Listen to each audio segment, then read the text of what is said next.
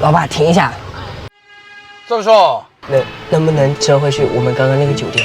我到这走了50公里了，下高速了，咋个回去啊？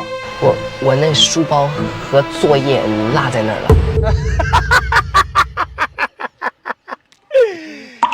你脑子里面装的是屎的啊！临走前你讲了好好的检查你的东西，就拿那个烂手机在那里哇，脑子里面只有那个烂手机。可是啊，我现在开了50多公里，要上高速了，你还要再折回50多公里，来回100多公里，拿你那个烂书包、烂作业啊！老子真的是，到了，那我去拿了，你等我一下。大好。顺便去前台把我那个行李箱也拿一下，嘎。